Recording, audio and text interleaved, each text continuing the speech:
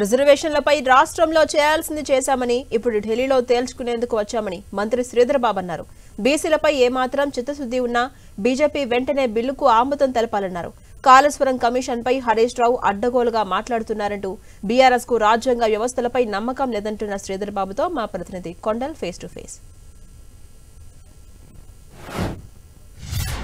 మంత్రి శ్రీధర్ బాబు గారు ఉన్నారు. సార్, బీసీ రిజర్వేషన్లైనా రాష్ట్రంలో చేయాల్సింది చేయకుండా ఢిల్లీలో ఏంటి రాజకీయం అని బీఆర్ఎస్ అటు బీఆర్ఎస్ అంటుంది, బీజేపీ కూడా అంటుంది. దీన్ని ఏం చెప్తారు? అసలు రాష్ట్రంలో చేయాల్సింది ఏముంటుంది? రాష్ట్రంలో చట్టసభ చట్టాలు చేస్తుంది. చట్టానికి సంబంధించి దాని అసెంట్ గురించి ప్రెసిడెంట్ ఆఫ్ ఇండియాకు పంపించింది. రాష్ట్రంలో చేయాల్సిందంతా కూడా చేసినాం. ఈరోజు ప్రెసిడెంట్ అసెంట్ కావాలి, జాప్యం చేయకూడదు. బీజేపీ ప్రభుత్వంపై పూర్తి స్థాయిలో వారికి బాధ్యత ఉంది. ఈరోజు తమాషా లెక్కల ప్రకారం మా రాహుల్ గాంధీ గారి ఆలోచన ఈరోజు వారికి సంబంధించి వనరులు కూడా వారికి అందజేసే కార్యక్రమం. పొలిటికల్, ఎకనామిక్, సోషల్గానా అన్ని తీరులో వారికి చేస్తే ఈ దేశాభివృద్ధి జరుగుతుందని వారి ఆలోచన, వారి అభిమతం వారు ఖచ్చితంగా కూడా చెప్పడం జరిగింది. ఒకవైపు లోకల్ బాడీ ఎలక్షన్ జరపమని చెప్పి హైకోర్టు చెప్పింది. ఇప్పుడు రిజర్వేషన్లకు సంబంధించి ఇక్కడ మీరు ప్రయత్నం చేస్తున్నారు.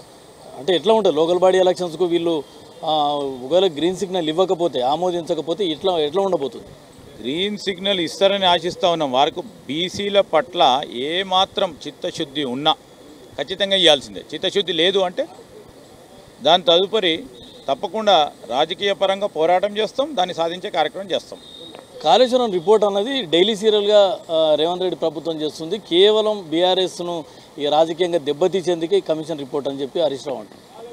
ఈరోజు జస్టిస్ పినాకిని కమిషన్కు సంబంధించి మొట్టమొదటి లోక్పాల్ ఆయన సుప్రీంకోర్టులో న్యాయమూర్తిగా పనిచేసినారు, హైకోర్టు చీఫ్ జస్టిస్గా పనిచేసారు.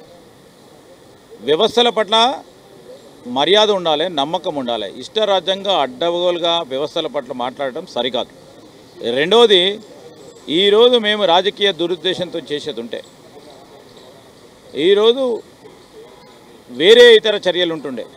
కానీ ఈరోజు ప్రజాస్వామికంగా చట్టబద్ధంగా ఎవరు ఎక్కడ తప్పు చేసినా ఆ తప్పుకు సంబంధించి పూర్తి స్థాయిలో మరి దర్యాప్తు చేసి ఈరోజు అనుకున్నాము రేపే చర్య తీసుకోవాలంటే 2 నిమిషాలు అయిపోతూ ఉండే. ఇప్పటివరకు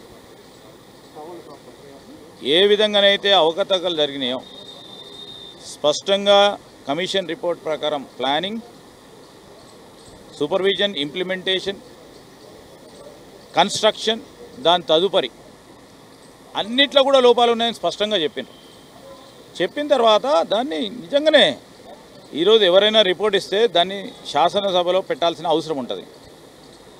పెట్టి చర్చించే కార్యక్రమం చేస్తాం కదా. ఇది ప్రజాస్వామ్యం అంటారా ఏంది? చట్టసభలు ఉన్నది ఎందుకు? ప్రజాస్వామ్యయుతంగా చర్చ జరగాలనే ఉద్దేశం, ఆలోచన.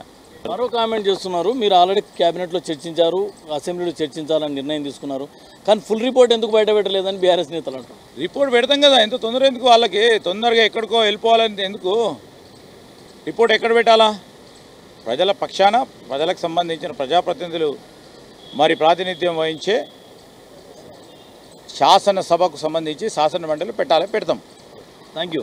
మొత్తానికి బీసీ రిజర్వేషన్లకు సంబంధించి బీజేపీకి ఏమాత్రం చిత్తశుద్ధి ఉన్నా బీసీల పట్ల ఖచ్చితంగా బిల్లుకు ఆమోదం తెలుపుతామని ఆశిస్తున్నామంటున్నాం. కాళేశ్వరం కమిషన్ రిపోర్ట్ పైన బీఆర్ఎస్ నేత చేసే వ్యాఖ్యలు వ్యవస్థలను అవమానపరచడమే అని శ్రీధర్ బాబు అంటున్నారు. కెమెరామెన్ భరత్తో కొండల్, 10 టీవీ, న్యూఢిల్లీ నుంచి.